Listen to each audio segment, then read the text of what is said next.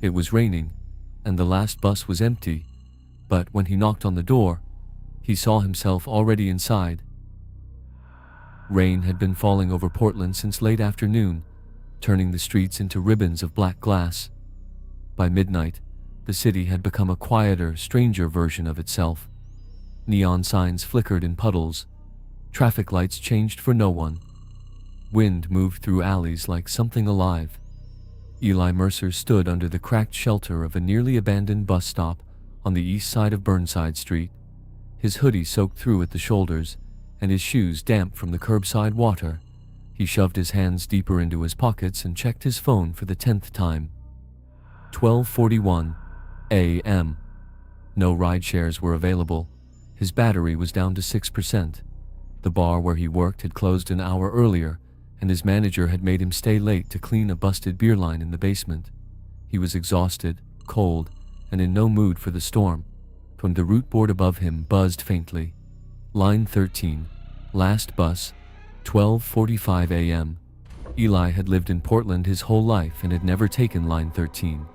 He usually rode his bike or caught the MAX train. But tonight, with the weather bad and his bike chain broken, the bus was his only option. There were stories about certain routes in the city. Every place had those stories. Urban legends passed between drunk customers, night shift workers, graveyard security guards, and people with too much imagination. Eli had heard a few over the years, usually with a laugh attached. There was the ghost in the Shanghai tunnels, the woman in white near Forest Park, and then there was the last bus. A man from the bar had mentioned it once, half joking after his fourth whiskey. "Never take the last bus if it comes late," he had said. "And if everybody's gone but the seats are wet, get off." Eli had laughed then. The guy had been drunk and dramatic, the type who lowered his voice during stories to make people listen. Now, standing alone beneath the failing yellow light of the bus stop, Eli remembered the words more clearly than he wanted to. At 12:49 a.m., headlights appeared through the rain. The bus emerged from the dark like a tired animal, old and boxy, water streaming off its roof. Eli stepped forward. The sign above the windshield flickered. 13. Rivergate. That was odd. This route was supposed to end near his apartment in St. John's, but maybe it continued farther north. He was too cold to care. The bus pulled up with a long hiss of brakes. The front doors folded open. Warm air flowed out, smelling faintly of mildew, rust, ouch, and something older, something like wet wool left in a basement for years. Eli stepped on board. The interior lights were dim, not bright white like normal buses, but yellowed, weak, and trembling. The floor was slick. Rainwater had been tracked inside, or so he thought at first. Then he noticed the bus was almost completely empty. Every seat was vacant except for one. Near the middle, on the left side, sat an old man in a black overcoat and a flat gray cap. His posture was perfect. His hands rested on the top of a wooden cane. He was staring straight ahead, not at the driver, not out the window, not at Eli. The driver sat in shadow behind the fogged plastic barrier. Eli couldn't make out much of his face. "Does this go to St. John's?" Eli asked. The driver didn't answer. Maybe he hadn't heard. Eli tapped his transit card. The machine beeped weakly. He moved down the aisle and sat near the back, across from the rear exit. Only then did he notice the seats. They were wet. Not all of them. Not from rain. Not random spots. Each seat had a dark patch in the center, deep and rounded, like someone had been sitting there for a long time. Some had streaks running down the vinyl, as if water had soaked through clothing and dripped onto the edges. The bus smelled stronger the farther back he went, not like rain, but like river water. Cold river water. Eli looked around carefully. The windows were fogged from the inside. Thin trails had been drawn through the mist in random lines, as if fingers had dragged over the glass. He couldn't tell whether the marks were fresh. He glanced again at the old man, still motionless. The doors folded shut. The bus lurched forward. Outside, Portland moved by in blurred streaks of traffic lights and storefronts. But after only a few minutes, Eli realized something felt off. The route wasn't following Burnside West like it should have. Instead, it turned onto narrower streets lined with closed warehouses and chain-link fences. He stood and walked toward the front. "Hey," he called. "This isn't going the right way." The driver remained silent. Eli got closer and felt his skin tighten. The driver's face was mostly hidden beneath the brim of his cap, but what he could see looked wrong. The skin along the jaw was grayish and too tight, like old paper wrapped over bone. One hand gripped the wheel. The fingers were thin and pale. Eli stopped. The old man's voice came softly from behind him. "You should sit down." Eli turned. The old man had not changed position, but now his eyes were on him. They were pale blue, almost colorless, and strangely bright in the dim bus. "What?" Eli said. The old man blinked once. "You should sit down before he notices you are afraid." A laugh nearly escaped Eli's throat, but it died there. "Who?" The old man's gaze shifted toward the driver, then back to the front windshield. The bus rolled through a red light without slowing.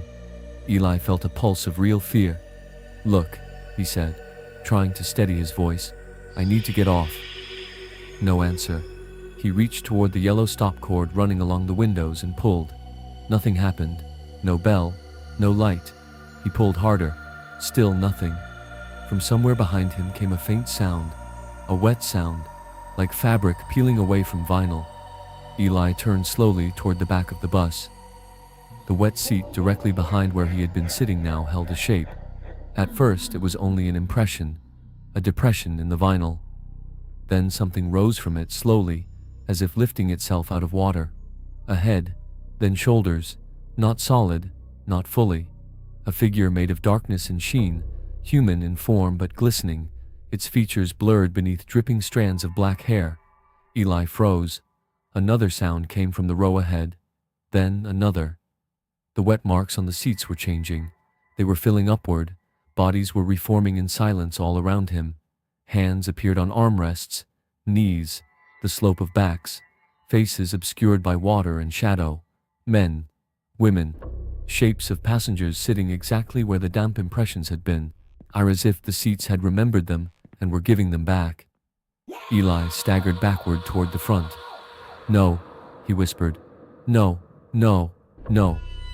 The old man spoke again, but his voice was gentle now, almost pitying. "They always come back before the bridge." The bus turned sharply. Eli grabbed a pole to stay upright. Outside, through the fogged windshield, he caught a glimpse of dark open water and rusted railings. A bridge, but he didn't recognize it. Portland had many bridges.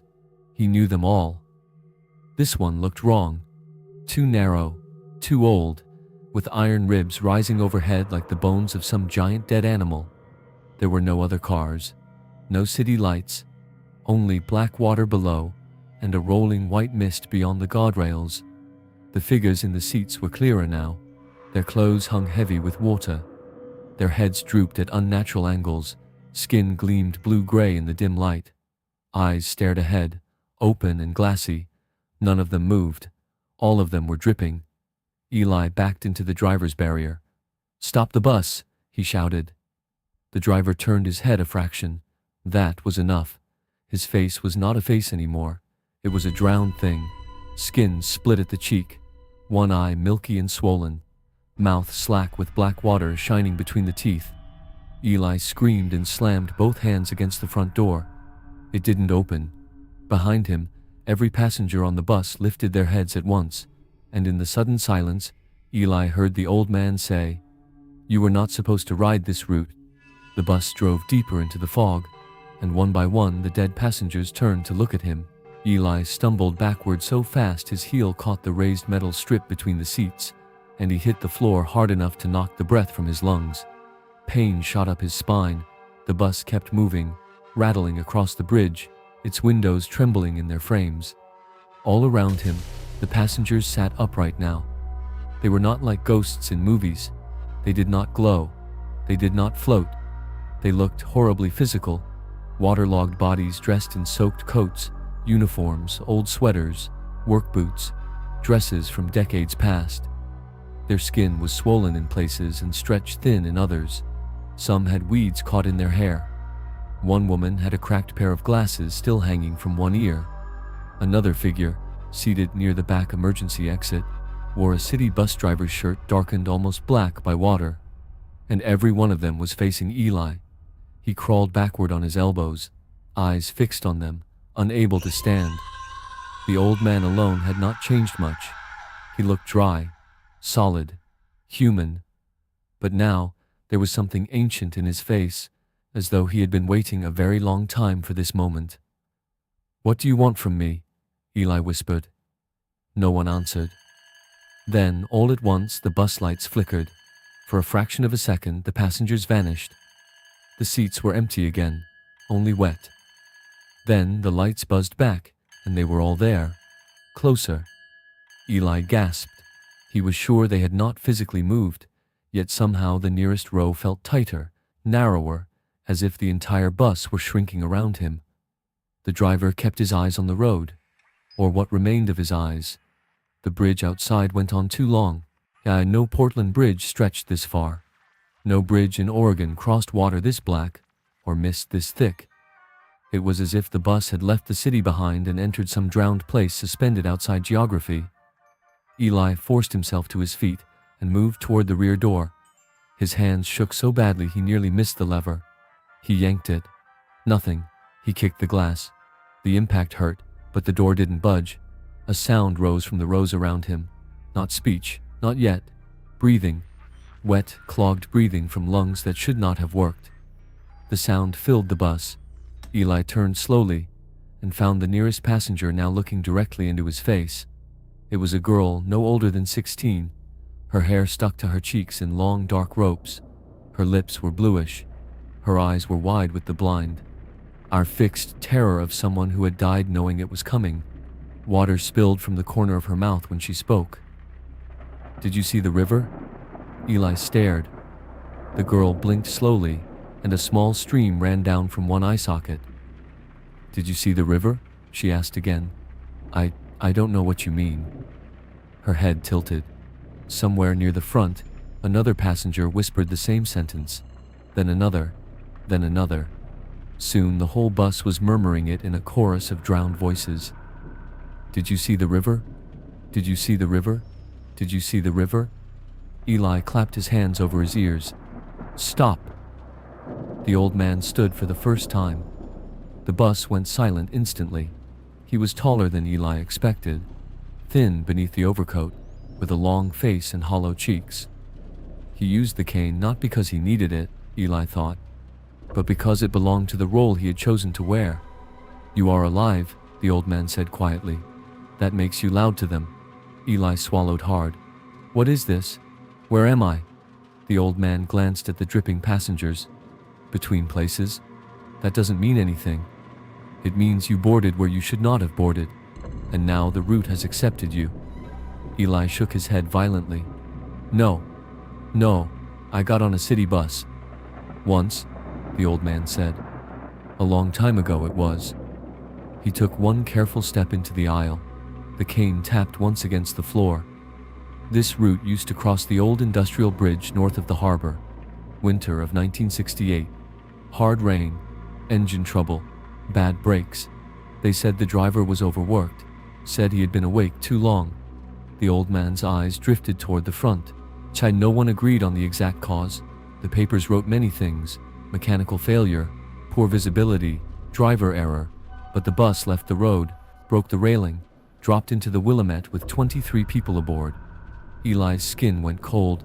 He knew pieces of Portland history, accidents, fires, floods. This story sounded real enough to hurt. "The divers recovered some bodies," the old man continued. "Not all." The passengers remained still, listening. "The river keeps what it can. That is its nature. Deep water dislikes unfinished things." Eli looked around wildly. "Then what are they?" The old man's face did not change. "Memory, hunger, repetition. Call it what you like." The girl nearby began to whisper again. "Did you see the river?" Another passenger joined her, then another. Eli pointed at them with a trembling hand. "Why me?" The old man studied him for a moment before answering. "Because you were alone, Because you were tired, because the storm was right, because fear opens doors, and because the line has been trying to fill one empty seat for many years. Every muscle in Eli's body locked. One empty seat. He glanced down the aisle. There it was, 3 rows from the back on the right side, dry. Every other seat carried a damp human shape or the mark of one. That single seat remained untouched, waiting. "No," Eli said, already backing away. "I'm not staying here." The old man's eyes softened with something like sorrow. None of them planned to. The bus finally left the bridge, but what lay beyond was not City Street. It was a road cut through an endless sheet of dark reeds and black water. The headlights showed only narrow pavement and drifting mist. Telephone poles leaned at impossible angles. Signs flashed by too quickly to read. The windows had begun to change. Droplets on the glass were not moving downward with gravity anymore. They crawled sideways, gathering into shapes, letters maybe, or symbols. Eli wiped one pane with his sleeve and saw reflected behind him, not the bus interior, but a submerged version of it, pale and wavering beneath green-brown water. In that reflection, all the passengers were looking down instead of forward, as if watching something on the floor. Eli followed their gaze. The aisle was wet, more than wet. Water was spreading from beneath the seats, pooling around his shoes. It was dark and cold enough to sting through the soles. "No," Eli breathed. The rear of the bus dipped slightly, as if driving downhill. Water surged from under the last row. A hand came with it. Pale fingers gripped the metal leg of a seat and pulled. A man dragged himself from beneath the bus floor, as though there were a whole drowned world below the aisle. His face was half torn away. Barnacle-like crusts clung to one side of his neck. His mouth worked soundlessly at first, pouring river water over the rubber floor. Then he spoke. "You took my place." Eli screamed and jumped away, slipping in the water and crashing into a pole. The old man did not move to help him. The half-submerged man pulled himself farther out, shoulders twisting, joints cracking. Behind him, more shapes moved beneath the dark water now filling the aisle. Hands, faces, a child's small head bobbing once before sinking again. The bus was flooding from the inside. Eli lunged toward the emergency hammer clipped beside the rear window. He tore it free and swung with all his strength. The glass cracked. Hope flashed. He hit it again. The crack spread wider. Then a dead woman seated beside the window lifted one swollen hand and placed it gently on the glass from the inside. The crack vanished. The window healed as if it had never been struck. Eli stared in disbelief. The woman turned her ruined face toward him. Mud filled one ear. Her lower jaw hung too low. "We tried that too," she said. The bus lurched violently. Eli fell to one knee in ankle-deep water. The lights dimmed until only the driver's dashboard glowed green at the front. In that half-darkness, every drowned face looked turned to silver and rot. The old man raised his cane and pointed toward the dry seat. "If you sit," he said, "it ends quickly." Eli laughed then, but it came out broken and hysterical. "You think I'm just going to sit down and die?" The old man's expression finally changed. For the first time, Eli saw fear there. "Not die," he said. "Remain." That word was worse. Water rose to Eli's calves. Something brushed his leg beneath the surface and kept moving. The passengers started whispering again, but now it was not one question. It was 100 fragments of panic, the final thoughts of people trapped inside a sinking vehicle. "Open the door. Please help my son. I can't swim. Driver, stop. It's cold. It's cold. It's cold." The voices built until Eli thought his skull would split. Then, through all of it, he heard another sound, a ringtone, his phone. He fumbled it out with wet fingers. The screen was somehow still lit despite the low battery. One missed call. Mom signal bars. None. Time. 12:45 a.m. He stared at it. That was impossible. He had been on the bus far longer than 4 minutes. The old man saw the screen and looked suddenly grim. "Do not answer anything that rings here." The phone began vibrating again in Eli's hand. Not a call this time. A text message appeared from an unknown number. Get off before the water reaches the steps." Eli looked up sharply. "Who sent this?" No one answered. Another message came. "The driver cannot leave the road unless someone pulls the wheel." Eli's pulse hammered in his throat. He looked toward the front. The driver remained fixed, hands on the wheel, staring into fog. A third message arrived. "Do not let the old man touch you." Eli looked at the old man. For the first time, the old man's calm broke. He moved fast, far too fast for his age. He came down the aisle with the cane lifted like a hooked weapon, his face splitting into something raw and furious beneath the human mask. "Give me the phone." Eli ran. The bus aisle had become a channel of black water and grasping hands. Eli splashed forward, slipping between seats as the old man came after him with impossible speed. The cane struck metal poles with sharp, ringing cracks. Each sound made the drowned passengers flinch, as if remembering impact, collapse, descent. Eli clutched the phone to his chest and shoved past the row where the drowned girl sat. Her cold fingers brushed his sleeve. He recoiled and nearly went down. Another text appeared while he ran. He was not a passenger. The old man lunged, catching the back of Eli's hoodie. Eli twisted free, leaving the fabric stretched in his grip. For a second, the old man's face lost its shape completely. The skin rippled like a reflection disturbed by thrown stone. Beneath it was not flesh, but darkness packed with moving water. Eli slammed into the front barrier and looked at the driver. Up close, the smell was overwhelming. River mud, oil, rot, old metal. The driver's hands were fused to the steering wheel with a skin-like layer of black water, as though road and bus and corpse had become one thing. Another text flashed. Now Eli didn't think. He threw himself over the barrier, grabbed the wheel, and yanked. The driver let out a sound unlike anything Eli had ever heard, a deep, mechanical scream mixed with a drowning man's final breath. The bus swerved violently. Passengers slammed against windows and poles. Several rose half out of their seats like pulled anchors. Water exploded down the aisle. The old man lost his footing and struck the side of the farebox hard enough to crack it. Outside the windshield, the fog parted. For one blinding moment, Eli saw the truth of the road ahead. There was no road. The bus had been driving over the surface of black water all along, held up by something unseen, and now, with the wheel torn sideways, that invisible path had broken. The front tires plunged first. The bus nosed downward into darkness. Eli screamed and tried to climb back over the barrier, but the entire world tilted. Water smashed through the windshield in a freezing wall. The driver vanished under it. The dashboard burst in sparks. The lights went out. Absolute blackness. Then pressure. Then cold. The bus was sinking. Eli was underwater. Panic wiped his mind clean. He thrashed blindly, swallowing filthy water and kicking against seats, bodies, metal. Something hit his shoulder. Fingers caught his ankle. He tore free and reached upward. But there was no clear sense of direction. Only dark water, fragments of light, and pale faces drifting around him. His lungs burned. Then a hand seized the front of his jacket. The old man. Even underwater, his eyes were open and bright. Not dead now, furious, determined. His coat moved around him like ink.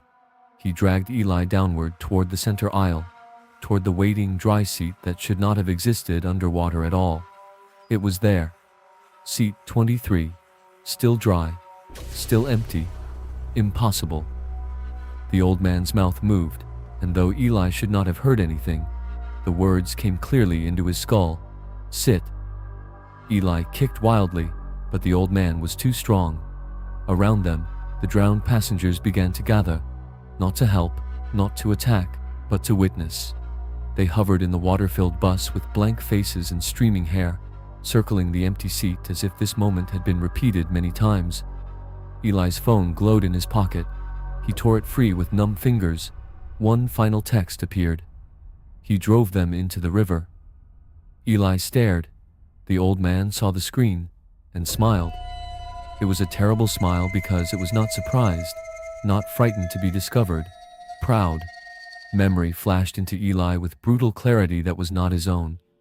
Rain hammering the windshield in 1968, passengers shouting, a driver trying to steady the bus. The old man, then younger, stronger, standing near the front in a dark coat, eyes blazing with private rage. A struggle over the wheel, a curse shouted, the bridge railing breaking, the plunge. He had not been a trapped passenger, he had caused it. And when the bus sank, whatever waited in that black water had taken his guilt and made it useful. Year after year, storm after storm, he rode the route again, searching for one living soul to take the final seat and free him from the cycle. Seat 23 was never empty by accident. It was reserved for replacement. The old man dragged Eli lower. "Sit," the voice thundered inside his head. Eli did the only thing left. He jammed the glowing phone straight into the old man's face. The screen burst with white light, not ordinary phone light, something else, a flare of human connection, of the world outside, of names and calls and living time. The old man recoiled as if burned. His human shape ruptured. Water and darkness tore from him in strips. The drowned passengers convulsed. The bus shuddered from end to end. A current ripped through the interior, spinning Eli sideways. The seat vanished. The aisle twisted into a funnel of bubbles and pale limbs. Somewhere above, a rectangle of weak silver light appeared. The broken windshield, or the river surface, or both. Eli kicked toward it with everything left in him. Hands caught at him from below, but not all of them tried to keep him. Some pushed. The drowned girl pressed against his back and shoved him upward. The woman with the broken jaw lifted his arm. The half-faced man beneath the aisle forced him toward the light. They were helping him, not out of kindness perhaps, but defiance. If one living passenger escaped, the route would continue empty. The old man would remain bound. Eli rose through black water filled with bubbles and fragments of memory, shouts, impact, cold, dark, waiting. And then his head broke the surface. He exploded into air and rain. He coughed, gagged, and flailed in open water beneath a stormy sky. Real sky, real cold, real rain. The outline of a bridge loomed nearby, an actual Portland bridge, dark and rusted above the Willamette. On the bank beyond, streetlights glowed amber through the downpour. The bus was nowhere visible, only circles on the river. Eli tried to scream for help but could barely breathe. He kicked toward shore, half swimming, half drowning, until his hands found mud and reeds. He dragged himself onto the embankment and collapsed face first in the wet grass. When he woke, gray morning light had replaced the storm. Police found him there just after dawn, incoherent, hypothermic, and covered in river water. They took him to the hospital. He told them a bus had gone into the river. Divers searched for 2 days. They found nothing, no vehicle, no bodies, no wreckage, just the old bridge supports and the ordinary river moving past them. Eli's mother cried when she saw him alive. His manager from the bar visited once with coffee, and the stunned politeness people wear around survivors. Doctors recommended rest. One suggested trauma counseling. Another used the phrase acute dissociative episode. Eli let them talk. He did not mention the texts. He had kept the phone. After drying it out in a bag of rice and charging it, he checked his messages. There were none from the unknown number. No call log, no texts, no trace. Only one odd thing remained. A photo in his gallery taken at 12:45 a.m. He did not remember taking it. The image was blurry and dark, but after increasing the brightness, he saw rows of bus seats shining with wetness. Every seat was occupied. Every passenger was looking toward the camera, except one. Near the middle, on the left side, the old man stood in the aisle with one hand on his cane and a thin smile on his lips. Behind him, on the fogged rear window, someone had traced 3 words with a fingertip from the inside. Next storm come. Eli moved out of Portland 2 months later. He went south first, then east. Took jobs that kept him away from cities with rivers and old transit lines. He stopped riding buses completely. If he had to travel, he walked or drove. He slept badly. Rain made him sick with dread. Sometimes in motel windows at night, he thought he saw fogging on the inside of the glass. Years passed. He started to believe distance might matter. Then, one November night in Kansas City, long after midnight, after overtime at a warehouse and a freezing walk home in sleet, Eli saw headlights approach an empty stop at the end of the block. He hadn't called for a ride. He hadn't checked any route. The bus rolled slowly toward him. Its sign flickered. Not a city line, just a number, 13. It stopped without a sound. Warm yellow light glowed behind rain-streaked glass. The front door folded open. Inside, every seat was empty, except one. An old man in a dark coat sat near the middle, hands resting on a cane, pale eyes fixed on Eli, and all the empty seats were wet. Next pot, knock in the rain. Rain hammered against the windows like thousands of tiny fingers trying to get inside. It had started just after sunset, soft at first, almost comforting. But now, hours later, the storm had turned violent. Wind howled through the narrow streets, bending trees and rattling loose metal. Thunder rolled across the sky like something enormous dragging itself overhead. Inside his small apartment, Daniel Carter sat alone. The room was dimly lit by a single lamp on the table beside him. Shadows stretched unnaturally long across the walls. The television was on, but muted, just flickering images, no sound. Daniel didn't like silence during storms. He had always hated rain, not the gentle kind, not the soft drizzle, but this kind, heavy, aggressive, endless, the kind that made you feel like something was out there, watching, waiting. Knock. Oh, Daniel froze. The sound came from the front door. He blinked slowly, unsure if he had imagined it. The storm was loud. The wind could knock things loose. Old buildings made noises. He exhaled. Just the storm, he muttered. He leaned back into the couch.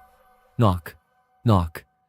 This time it was clearer, deliberate, controlled, not the random thud of wind. Someone was at the door. Daniel frowned and stood up slowly. His heart had started beating just a little faster, not from fear, but confusion. Who would be out in this weather? He walked toward the door, footsteps soft against the wooden floor. The hallway felt darker than before. The light above flickered once. He stopped in front of the door. There was no peephole. He hesitated. Then, "Hello?" he called out. No answer. Only rain. Heavy, constant, endless. Daniel reached for the handle, then stopped. Something felt wrong. A strange pressure in the air, like the room itself was holding its breath. He shook it off. This is stupid. He unlocked the door and pulled it open. Nothing. No one stood outside. Just the storm. Rain poured down in thick sheets, blurring the streetlights into glowing smears of orange and white. Water splashed against the ground, rushing along the sidewalk like a small river. Daniel leaned out slightly, looking left, then right. Empty. Completely empty. He stepped back inside, frowning. Must have been something hitting the door. He closed it and locked it again. But as he turned away, a drop of water hit the floor. Daniel looked down. A small wet mark sat just inside the doorway. He stared at it. Then another drop fell, and another. Drip, drip, drip. A thin trail of water led from the door, 2 or 3 steps into the room, like someone had been standing there, just for a second, then gone. Daniel wiped it with his foot. Old building, he whispered, just leaks. But his voice didn't sound convinced. He went back to the couch, but the feeling didn't leave. That strange, heavy feeling, like he wasn't alone anymore. Knock. Daniel's head snapped toward the door. This time, there was no doubt. Someone was knocking, and this time, it sounded closer, harder, more urgent. He didn't move immediately. Instead, he listened. The rain outside seemed quieter now. Not actually quieter, but distant, like it had moved away somehow. The knock echoed in the silence. Knock, knock, knock, faster now, impatient. "Who is it?" Daniel shouted. No answer. A strange thought crossed his mind. What if someone needed help? What if someone was hurt? He swallowed. Okay, just check. He walked back toward the door, slower this time. Each step felt heavier, the air colder. He reached the door again. His hand hovered over the handle. Something inside him screamed not to open it, but logic pushed harder. It's just a person, he whispered. Just someone in the rain. He opened the door. Again, no one, only rain. But this time, something was different. The rain didn't look normal. It fell, strangely, too straight, too heavy, like it wasn't just water. Daniel stared into the darkness, and for a split second, he thought he saw something, a shape, standing far down the street, still, watching. Lightning flashed, the street lit up, and the shape was gone. Daniel slammed the door shut, locked it, stepped back. His breathing had changed now, shorter, faster. Okay, no, this is not normal. Behind him, drip, drip, drip. Daniel turned slowly. The water on the floor was back, but this time, it went farther. Halfway into the room, and at the end of the wet trail, there was a footprint, a human footprint, bare. Daniel's stomach dropped. Knock. This time, it didn't come from the door. It came from inside the apartment. Daniel turned toward the bedroom. The door was slightly open, dark inside, silent. Knock. From within the room. He whispered, barely audible. Who's there? No answer. The rain outside suddenly stopped. Completely. No sound, no wind, nothing. Silence filled the apartment. Thick, unnatural. Then, from behind the front door, a voice. Is soft, wet, and wrong. Why didn't you let me in? Daniel froze. His blood turned cold. Slowly, very slowly, he turned his head toward the door. Water began to seep from underneath it. Dark, cold, spreading across the floor. And then, knock, knock, knock, violent, desperate, from the other side. The voice came again. Closer now, almost identical to his own. It's me, Daniel. His heart stopped. I'm still outside. Daniel backed away, shaking, because he knew, with absolute certainty, he had never left the apartment, but something that looked exactly like him was standing in the rain, waiting. Daniel stood frozen in the middle of the living room, staring at the front door as black water crept across the floorboards. The knocking had stopped, but the silence that replaced it was worse. The apartment felt smaller now, not physically smaller, but tighter somehow, as if the walls had inched inward while he wasn't looking. The air was so cold he could see his breath faintly in the dim lamplight. The single bulb above the kitchen sink flickered once, then again, buzzing softly like an insect trapped behind glass. On the other side of the door, something was breathing, not hard, not loudly, just enough. A damp, slow inhale, a wet, patient exhale. Daniel took one shaky step backward, then another. The water spreading from beneath the door had reached the edge of the rug. It did not behave like normal rainwater. It was too dark, almost oily, and where it touched the wood, the floor seemed to lose color. The varnish dulled beneath it. The old brown planks turned gray, like they had been soaked for years instead of seconds. Then came the voice again, soft, calm, wrong. Daniel, open the door. His throat tightened. It was his voice. Exactly his voice. Not similar, not close. Perfect, same tone, same pitch, same little rasp at the edge that came from too much coffee and too little sleep. Daniel's lips parted, but no sound came out. The voice outside gave a little laugh. His laugh. You know it's me. No, Daniel whispered. The reply came instantly. Then who are you? He felt the room tilt under him. For one insane second, that question landed harder than it should have. His mind, already cracked open by fear, actually tried to answer it. Who are you? He squeezed his eyes shut and forced himself to breathe. My name is Daniel Carter, he muttered under his breath. I live here. I never left. I never opened. He stopped. That wasn't true. He had opened the door, twice, and both times, he had found nothing outside, or at least nothing he could clearly see. A terrible thought slid into his mind. What if something had come in those moments? What if every time he opened the door, he had let a little more of it inside? The bedroom knocked again. 3 slow taps from the dark room down the hall. Daniel turned his head sharply toward it. The bedroom door, which had been slightly open before, now stood wide. He was certain he had not touched it. The inside of the room was almost completely black. Street light from the window should have cast at least some shape into the darkness, but there was none. It looked wrong. Too deep, like the room had more space in it than it should, and from somewhere in that blackness came the sound of dripping water. Drip, drip, drip. The front door spoke again. "Don't look in there." Daniel's eyes snapped back toward the entrance.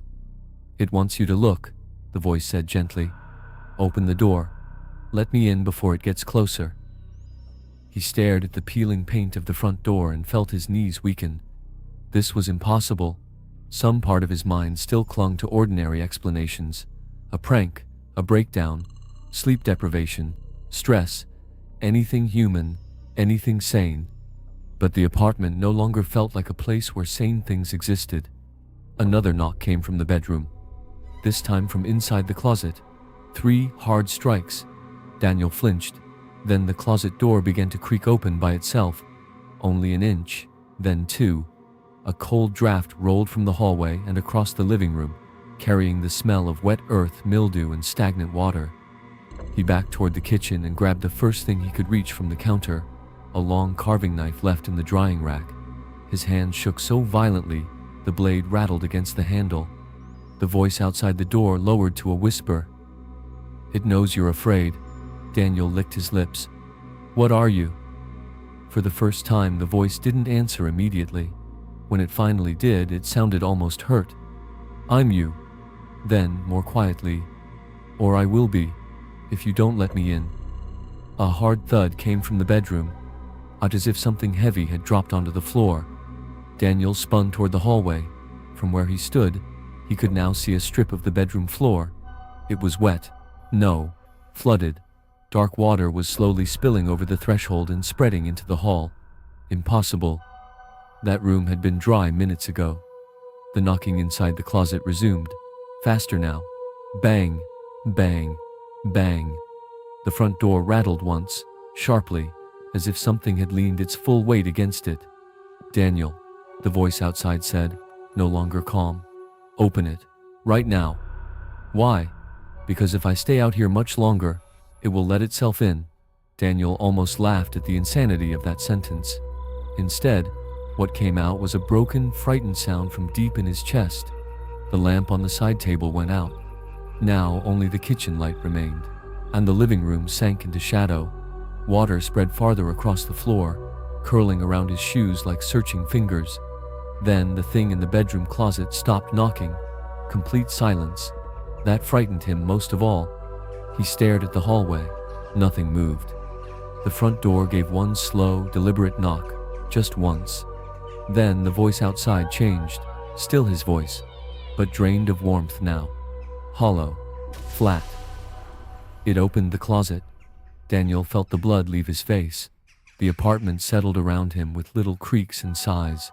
And then, he heard footsteps. From the bedroom, bare feet stepping into shallow water. Slowly, carefully, coming down the hall. Daniel backed into the kitchen counter, gripping the knife with both hands. One step, then another. He couldn't see anything yet, only the sound. Yeah, and somehow that was worse. A wet foot slapped the hallway floor. Then again, the shape appeared at the end of the hall. At first, only a silhouette, man-sized, standing with its head slightly bent to one side. Then, lightning flashed outside the windows, and Daniel saw it. It was him, or almost him. Same height, same face, same lean frame, but ruined. Its hair hung soaked against its forehead. Its skin was pale in some places and too dark in others, as if water had erased and repainted parts of it. One eye was slightly lower than the other. Its mouth was stretched just a little too wide. Wet clothes clung to its body, but Daniel recognized them instantly. They were his clothes, not the ones he wore now, the ones he had worn yesterday. The copy stood at the end of the hall, dripping onto the floor, but staring at him with a patient expression that did not belong on his face. Daniel raised the knife. "Stay back." The thing smiled. "You opened the wrong door." Its voice was almost his, but something else moved underneath it, another tone layered below the familiar one, deep and watery and old. Daniel's breathing turned ragged. "You're not real." The thing tilted its head farther, vertebrae cracking softly. "Then why are you afraid of me?" It took a step forward. Daniel slashed the knife through the air. "Don't come near me." The copy stopped. For a moment, neither of them moved. Then someone knocked at the front door again. 3 quick taps. Daniel looked toward it. The voice from outside, his real voice, or what he desperately wanted to believe was his real voice, called through the wood. "Daniel! Oh, don't listen to it." He whipped back toward the hallway. The copy was still there, smiling. Now the same voice came from the copy too. "Daniel, don't listen to it." Perfectly timed, perfectly matched, both voices at once, from door and hallway, 2 Daniels, neither blinking. Daniel screamed at them to stop. The copy in the hall took another step. So did the unseen thing outside the front door, its weight shifting against the wood. Daniel could hear a damp hand dragging slowly over the outside paint. "One of us is outside," said the door voice. "One of us is inside," said the hallway voice. Then together, "Which one do you want to keep?" Daniel's legs almost gave out. His gaze darted from the front door to the hall and back again. He had never believed fear could become physical like this. Artie could fill the body so completely that it felt heavier than bone. His chest hurt. His fingertips were numb. His thoughts came apart every time he tried to hold one steady. Then the copy in the hallway did something simple and devastating.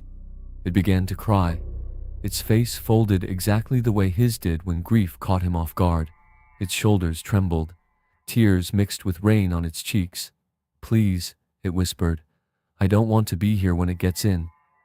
The voice outside the door answered with the same trembling emotion. "Please." Daniel looked at the knife in his hand and realized he had no idea what to do with it. This was not something a weapon could solve. He couldn't stab his own reflection. He couldn't trust the thing begging to be let in. He couldn't run, because the only exit was the front door. And the hallway behind him led deeper into the apartment and deeper into that impossible water. Something bumped gently against his ankle. He looked down. A photograph floated in the black water near his feet. His stomach dropped. It was an old Polaroid, yellowed at the edges, water-stained but visible. It showed this exact apartment building, only older, much older. And standing in the second-floor window, his window, was a man with Daniel's face. Not similar, the same, wearing clothes from another decade, staring out into the rain. Daniel bent slowly and picked up the photo with trembling fingers. On the back, written in faded ink, were 4 words, "Don't let yourself in." He looked up, horrified. The copy in the hallway was gone. He hadn't heard it move. The hall was empty. Only dripping darkness remained. The front door began to shake violently. Bang, bang, bang. Not polite knocking anymore, not human knocking. The whole frame trembled. Wood splintered near the lock. Daniel staggered backward toward the kitchen window. The voice outside was no longer pretending calm. It was furious now. "You took too long." The door bulged inward with a heavy impact. Another. Daniel looked wildly around the kitchen for escape, but the window was painted shut, and outside was only storm and a 2-story drop to the alley below. Then, behind him, a whisper near his ear. So close he felt the breath. "Don't open it." Daniel spun. The copy stood inches away. Not in the hallway, not across the room, right behind him. Its face was almost touching his. Water ran from its hair onto his shoulder. Its crooked eyes were wide with fear now, or a brilliant imitation of fear. "That one," it whispered, nodding toward the front door, "is worse." The front door exploded inward. A shape crashed through in a spray of rain and splintered wood. Daniel screamed and fell backward over a chair. The thing that entered wore his face too. But this one was incomplete. Its skin hung loose in strips of wet gray. its mouth opened too far, jaw unhinging with a crack. Its arms were too long, fingers dragged the floorboards like hooked roots. Rain poured from its body in endless streams, though it should have been impossible for so much water to come from one human shape. It straightened in the shattered doorway. Behind it, the storm looked darker than the night itself. The kitchen light burst. The apartment fell into darkness. For 1 second, lit only by lightning, Daniel saw both of them, one copy near him in the kitchen, one copy in the doorway, both wearing his face, both staring at him. Then, all at once, the darkness filled with movement, and every version of Daniel in the room smiled. The lightning faded. Darkness swallowed the apartment. For a moment, there was nothing. No sound, no movement, no breath. Then, a slow drip, water falling onto wood. Daniel lay on the kitchen floor, chest heaving, unable to move. His ears rang. His fingers still clutched the knife, though he didn't remember holding onto it. The air smelled like wet decay, like something that had been buried in water too long, and had finally found its way out. A soft voice came from the darkness, right beside him. "Don't move." Daniel turned his head slowly. The closer copy, the one that had been whispering behind him, was crouched only a few feet away. Its face looked almost normal now. Almost, but its eyes, they were wrong, too still, too aware. Across the room something shifted, a heavy dragging sound. The thing from the door. The broken one. The one that had forced its way inside. Daniel could hear it moving. Slow, wet. Each movement accompanied by a quiet cracking sound, like bones being rearranged under skin. The crouching copy leaned closer. Its voice dropped to a whisper. "That one doesn't belong inside." Daniel swallowed, barely able to speak. "And you do?" The copy smiled slightly. "I've been inside longer." That answer hit wrong, deeply wrong. Another lightning flash cut through the room. For a fraction of a second, everything was visible. The kitchen, the broken door, the flooded floor, and the thing near the entrance. It had grown. Its limbs stretched longer, dragging across the ground like something that had forgotten how joints worked. Its face was no longer fully human. Parts of it shifted, sliding slightly out of place, like a reflection on disturbed water. And yet, it still looked like Daniel. The light vanished again. Darkness returned. The thing by the door spoke. Its voice echoed strangely, layered with distant sounds of rushing water. "You opened it." Daniel's heart pounded violently. "I didn't." "You opened it," the thing repeated. Water surged across the floor, rising slightly around its feet. The crouching copy beside Daniel whispered urgently, "Don't listen to it. It's lying." The door thing took a slow step forward. "You let me in." Another step. "You always do." Daniel's breath caught. "Always?" The crouching copy grabbed his arm suddenly. Its grip was ice cold. "It's trying to confuse you," it said quickly. "It wants you to forget." "Forget what?" The copy hesitated, just for a second. That hesitation was enough. The thing from the door laughed, a deep, broken sound. "Ask it what it remembers." Daniel looked back at the crouching copy. "What do you remember?" Silence. The copy's expression flickered. Then it smiled again, too quickly. "That doesn't matter right now." Daniel's stomach dropped. The door thing spoke again, voice rising slightly. "It never remembers." Another step, closer now. "That's why it stays." Daniel's head spun. "What are you talking about?" Lightning flashed again, this time longer, brighter. And in that frozen moment, Daniel saw something impossible. The walls of the apartment, they weren't normal. They were layered, like multiple versions of the same room overlapping. Old paint beneath new paint, different furniture in the same space, shadows of previous arrangements, different lives, our same place. And in those overlapping layers, he saw more people, other versions of the room, other figures, standing, watching. Then, the light vanished. The crouching copy tightened its grip. "Don't look at it," it whispered. "It's showing you things that aren't real." The door thing stopped moving, now only a few feet away. its head tilted unnaturally. "Tell him," it said softly. Silence. "Tell me what?" Daniel demanded. The crouching copy didn't answer. Its grip became tighter, too tight. Pain shot through Daniel's arm. The door thing took one final step forward. Now both of them stood close, too close. Daniel was trapped between them, and then both copies spoke at the same time. Same voice, same tone, perfectly synced. "You opened the door before." Daniel froze. Memories flickered in his mind. Fragments, rain, knocking, opening the door, empty street, closing it again. But something else, something deeper, something he hadn't questioned before. The door thing leaned forward slightly. "You never remember the first time?" Daniel's chest tightened. "First time?" The crouching copy whispered quickly. "Don't listen, it's trying to trap you." The door thing ignored it. Every storm, every knock, another step. "You opened the door." Daniel shook his head violently.